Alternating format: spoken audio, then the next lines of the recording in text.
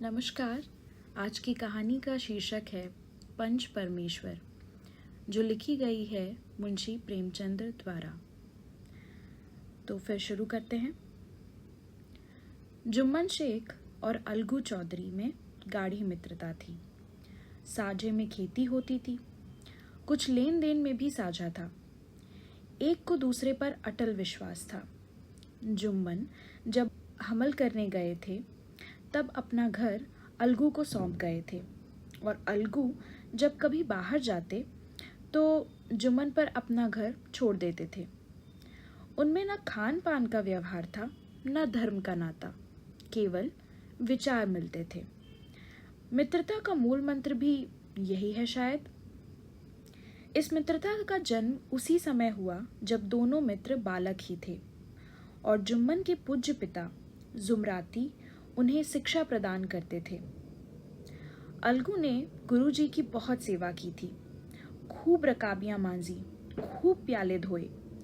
उनका हुक्का एक क्षण के लिए भी विश्राम न लेने पाता था, क्योंकि प्रत्येक चिलम अलगू को आध घंटे तक किताबों से अलग कर देती थी। अलगू के पिता पुराने विचारों के मनुष्य थे। उन्हें शिक्षा की अपेक्षा गुरु की सेवा पर अधिक विश्वास था। वह कहते थे कि विद्या पढ़ने से नहीं आती, जो कुछ होता है गुरु के आशीर्वाद से होता है। बस गुरु जी की कृपा दृष्टि चाहिए। अतएव यदि अलगू पर जुमराती शेख के आशीर्वाद अथवा सत्संग का कुछ फल ना हुआ तो यह मानकर संतोष कर लेगा कि विद्योपार्जन में उसने यथाशक्ति कोई बात उठा नहीं रखी। विद्या उसके भाग्य में ही न थी तो कैसे आती भला। मगर जुमराती शेख स्वयं आशीर्वाद के कायल न थे। उन्हें अपने सोटे पर अधिक भरोसा था, और उसी सोटे के प्रताप से आज आसपास के गांव में जुम्मन की पूजा होती थी। उनके लिखे हुए रहनामे या बैनामे पर कचहरी का मुहर्रिर भी कलम न उठा सकता था। हल्के का डाकिया, कांस्टेबल और तहसील का चपरासी सब उनकी कृपा की आकांक्षा रखते थे। अतएव अलगू का मान उनके धन के कारण था, तो जुम्मन शेख अपनी अनमोल विद्या से ही सबके आदर पात्र बने हुए थे। जुम्मन शेख की एक बूढ़ी खाला थी। उसके पास कुछ थोड़ी सी मिल्कियत थी, परंतु उसके निकट संबंधियों में कोई था ही नहीं। जुम्मन ने लंबे चौड़े वादे करके वह मिल्कियत अपने नाम लिखवा ली थी। जब तक दान पत्र की रजिस्ट्री न हुई थी तब तक खाला जान का खूब आदर सत्कार किया गया। उन्हें खूब स्वादिष्ट पदार्थ खिलाए गए, हलवे पुलाव की वर्षा की गई। पर रजिस्ट्री की मोहर ने इन खातिरदारियों पर भी मानो मोहर लगा दी। जुम्मन की पत्नी करीमन रोटियों के साथ कड़वी बातों के कुछ तेज तीखे सालन भी देने लगी। जुम्मन शेख भी निठुर हो गए। अब बेचारी खाला जान को प्रायः नित्य ही ऐसी बातें सुननी पड़ती थी। तो करीमन कहती, बुढ़िया न जाने कब तक जिएगी। 2-3 बीघे ऊसर क्या दे दिया, मानो मोल ले लिया है। बघारी दाल के बिना रोटियां नहीं उतरती। जितना रुपया इसके पेट में झोंक चुके उतने से तो अब तक गांव मोल ले लेते। अब बेचारी खाला जान कुछ दिन तो उन्होंने सुना और सहा, पर जब न सहा गया तब जुम्मन से शिकायत की। जुम्मन ने स्थानीय कर्मचारी गृह स्वामी के प्रबंध में दखल देना उचित नहीं समझा। कुछ दिन तक और यूं ही रोध होकर काम चलता रहा। अंत में एक दिन खाला ने जुम्मन से कहा, बेटा तुम्हारे साथ मेरा निर्वाह न होगा, तुम मुझे रुपए दे दिया करो, मैं अपना पका खा लूंगी। जुम्मन ने दृष्टता के साथ उत्तर दिया, रुपए क्या यहाँ फलते हैं? खाला ने नम्रता से कहा, मुझे कुछ रूखा सूखा चाहिए कि नहीं? जुम्मन ने गंभीर स्वर से जवाब दिया, तो कोई ये थोड़े कि जानता था कि तुम मौत से लड़कर आई हो। खाला बिगड़ गई। उन्होंने पंचायत करने की धमकी दी। जुम्मन हंसे, ऐसी हंसी जैसे कोई शिकारी हिरन को जाल की तरफ जाते देखकर मन ही मन हंसता है, और वह बोले, हाँ जरूर पंचायत करो, फैसला हो जाए। मुझे भी यह रात दिन की खटपट पसंद नहीं। पंचायत में किसकी जीत होगी, इस विषय में जुम्मन को कुछ भी संदेह न था। आसपास के गांव में ऐसा कौन था जो उसके अनुग्रहों का ऋणी ना हो? ऐसा कौन था जो उसको शत्रु बनाने का साहस कर सके? किसमें इतना बल था जो उसका सामना कर सके? आसमान के फरिश्ते तो पंचायत करने आवेंगे नहीं। इसके बाद कई दिन तक बूढ़ी खाला हाथ पे एक लकड़ी लिए आसपास के गांव में दौड़ती रही। कमर झुककर कमान हो गई थी। एक एक पग चलना दूभर था, मगर बात आ पड़ी थी। उसका निर्णय करना जरूरी था। बिरला ही कोई भला आदमी होगा जिसके सामने बुढ़िया ने दुख के आंसू न बहाए हों। किसी ने तो यूं ही ऊपर मन से ही हूं हां करके टाल दिया, और किसी ने इस अन्याय पर जमाने को गालियां दी। कहा, कब्र में पांव लटके हुए हैं, आज मरे कल दूसरा दिन, पर हवस नहीं मानती। अब तुम्हें क्या चाहिए? रोटी खाओ और अल्लाह का नाम लो। तुम्हें अब खेती बाड़ी से क्या काम? कुछ ऐसे सज्जन भी थे जिन्हें हास्य रस के रासास्वादन का अच्छा अवसर मिला। झुकी हुई कमर, पोपला मुंह, सन के से बाल, इतनी सामग्री एकत्र हो तब हंसी क्यों न आवे? ऐसे न्याय प्रिय दयालु दीन वत्सल पुरुष बहुत कम थे जिन्होंने उस अबला के दुखड़े को गौर से सुना और उसको सांत्वना दी हो। चारों ओर से घूम घाम कर बेचारी अलगू चौधरी के पास आई, लाठी पटक दी और दम लेकर बोली, बेटा तुम भी दम भर के लिए मेरे पंचायत में चले आना। अलगू बोले, मुझे बुलाकर क्या करोगी? कई गांव के आदमी तो आवेंगे ही। खाला कहती हैं, अपनी विपत तो सबके आगे रो आई, अब ना आने का इख्तियार उनको है। अलगू, यूं जाने को आ जाऊंगा, मगर पंचायत में मुंह नहीं खोलूंगा। खाला पूछती हैं, क्यों बेटा? अलगू कहते हैं, अब इसका क्या जवाब दूं? अपनी खुशी। जुम्मन मेरा पुराना मित्र है, उससे बिगड़ नहीं चल सकती। खाला, बेटा क्या बिगाड़ के डर से ईमान की बात न कहोगे? हमारे सोए हुए धर्म ज्ञान की सारी संपत्ति लुट जाए तो उसे खबर नहीं होती, परंतु ललकार सुनकर वह सचेत हो जाता है, फिर उसे कोई जीत नहीं सकता।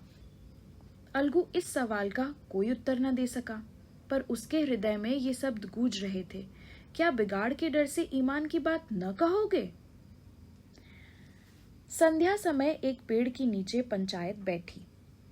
शेख जुम्मन ने पहले से ही फर्श बिछा रखा था। उन्होंने पान, इलायची, हुक्के, तंबाकू आदि का प्रबंध भी किया था। हाँ, वह स्वयं अलबत्ता अलगू चौधरी के साथ जरा दूर पर बैठे हुए थे। जब पंचायत में कोई आ जाता था तब दबे हुए सलाम से उसका स्वागत करते थे। जब सूर्य अस्त हो गया और चिड़ियों की कलरवयुक्त पंचायत पेड़ों पर बैठी, तब यहाँ भी पंचायत शुरू हुई। फर्श की एक एक अंगुल जमीन भर गई, पर अधिकांश दर्शक ही थे। निमंत्रित महाशयों में से केवल वे ही लोग पधारे थे जिन्हें जुम्मन से अपनी कुछ कसर निकालनी थी। एक कोने में आग सुलग रही थी। नाई ताबड़तोड़ चिलम भर रहा था। यह निर्णय करना असंभव था कि सुलगते हुए उपलों से अधिक धुआं निकलता था या चिलम के दमों से। लड़के इधर उधर दौड़ रहे थे, कोई आपस में गाली गलौज करते और कोई रोते थे। चारों तरफ कोलाहल मचा हुआ था। गांव के कुत्ते इस जमाव को भोज समझकर झुंड के झुंड जमा हो गए थे। पंच लोग बैठ गए तो बूढ़ी खाला ने उनसे विनती की, पंचो, आज 3 साल हुए मैंने अपनी सारी जायदाद अपने भांजे जुम्मन के नाम लिख दी थी। इसे आप लोग जानते ही होंगे। जुम्मन ने मुझे ताहयात रोटी कपड़ा देना कबूल किया था। साल भर तो मैंने इसके साथ रो धोकर काटा, पर अब रात दिन का रोना नहीं सहा जाता। मुझे न पेट की रोटी मिलती है न तन का कपड़ा। बेकस बेवा हूँ, कचहरी दरबार नहीं कर सकती। तुम्हारे सिवा और किसको अपना दुख सुनाऊं? तुम लोग जो राह निकाल दो उसी राह पर चलूं। मगर मुझ में कोई ऐब देखो तो मेरे मुंह पर थप्पड़ मारो। जुम्मन में बुराई देखो तो उसे समझाओ। क्यों एक बेकस की आह लेता है? मैं पंचों का हुक्म सिर माथे पर चढ़ाऊंगी। तो इस पर रामधन मिश्र बोले, जिनके कई आसामियों को जुम्मन ने अपने गांव में बसा लिया था। बोले, जुम्मन मियाँ, किसे पंच बदते हो? अभी से इसका निपटारा कर लो, फिर जो कुछ पंच कहेंगे वही मानना पड़ेगा। जुम्मन को इस समय सदस्यों में विशेषकर वे ही लोग दीख पड़े जिनसे किसी न किसी कारण उनका वैमनस्य था। जुम्मन बोले, पंचों का हुक्म अल्लाह का हुक्म है। खाला जान जिसे चाहे उसे बदे, मुझे कोई हर्ज नहीं है। खाला ने चिल्लाकर कहा, अरे अल्लाह के बंदे, पंचों का नाम क्यों नहीं बता देते? कुछ मुझे भी तो मालूम हो। जुम्मन ने क्रोध से कहा, अब इस वक्त मेरा मुंह न खुलवाओ। तुम्हारी बन पड़ी है, जिसे चाहो पंच बदो। खाला जान जुम्मन के आक्षेप को समझ गईं। वह बोली, बेटा, खुदा से डरो। पंच न किसी के दोस्त होते हैं और न किसी के दुश्मन। कैसी बात कहते हो? और तुम्हारा किसी पर विश्वास ना हो तो जाने दो। अलगू चौधरी को तो मानते हो, लो मैं उन्हीं को सरपंच चुन लेती हूँ। जुम्मन शेख आनंद से फूल पड़े, परंतु भावों को छिपाकर बोले, अलगू ही सही, मेरे लिए जैसे रामधन वैसे अलगू। अलगू इस झमेले में फंसना नहीं चाहते थे। वे कन्नी काटने लगे। बोले, खाला, तुम जानती हो कि मेरे जुम्मन से गाढ़ी दोस्ती है। खाला ने गंभीर स्वर में कहा, बेटा, दोस्ती के लिए कोई अपना ईमान नहीं बेचता। पंच के दिल में खुदा बसता है। पंचों के मुंह से जो बात निकलती है वह खुदा की तरफ से निकलती है। अलगू चौधरी सरपंच हुए। रामधन मिश्र और जुम्मन के दूसरे विरोधियों ने बुढ़िया को मन में बहुत कोसा। अलगू चौधरी बोले, शेख जुम्मन, हम और तुम पुराने दोस्त हैं। जब काम पड़ा तुमने हमारी मदद की है और हम भी जो कुछ बन पड़ा तुम्हारी सेवा करते रहे हैं, मगर इस समय तुम और बूढ़ी खाला दोनों हमारी निगाह में बराबर हो। तुमको पंचों से जो कुछ अर्ज करनी हो करो। जुम्मन को पूरा विश्वास था कि अब बाजी मेरी है। अलगू यह सब दिखावे की बातें कर रहा है, अतएव शांत चित्त होकर बोले, पंचों, 3 साल हुए खाला जान ने अपनी जायदाद मेरे नाम हिब्बा कर दी थी। मैंने उन्हें ताहयात खाना कपड़ा देना कबूल किया था। खुदा गवाह है, आज तक मैंने खाला जान को कोई तकलीफ नहीं दी। मैं उन्हें अपनी माँ के समान समझता हूँ। उनकी खिदमत करना मेरा फर्ज है, मगर औरतों में जरा अनबन रहती है, उसमें मेरा क्या बस है। खाला जान मुझसे माहवार खर्च अलग मांगती हैं। जायदाद जितनी है वह पंचों से छुपी नहीं है। उससे इतना मुनाफा नहीं होता कि माहवार खर्च दे सकूं। इसके अलावा हिब्बानामे में माहवार खर्च का कोई जिक्र ही नहीं तो मैं भूल कर भी इस झमीले में पड़ता ही नहीं। बस मुझे यही कहना है, आइंदा पंचों का अख्तियार है, जो फैसला चाहें करें। अलगू चौधरी को हमेशा कचहरी से काम पड़ता था, अतएव वह पूरा कानूनी आदमी था। उसने जुम्मन से जिरा शुरू की। एक एक प्रश्न जुम्मन के हृदय पर हथौड़े की चोट की तरह पड़ता था। रामधन मिश्र इन प्रश्नों पर मुग्ध हुए जाते थे। जुम्मन चकित थे कि अलगू को क्या हो गया।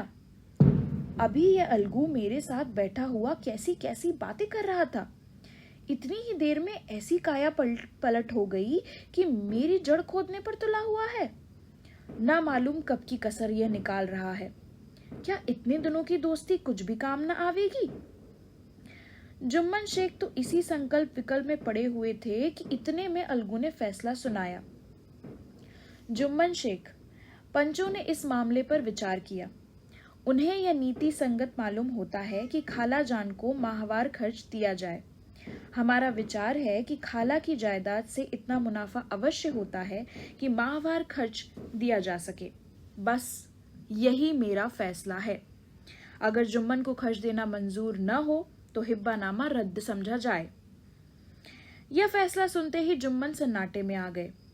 जो अपना मित्र हो वह शत्रु का व्यवहार करे और गले पर छुरी फेरे, इस समय के लिए हेर फेर के सिवा और क्या कहे।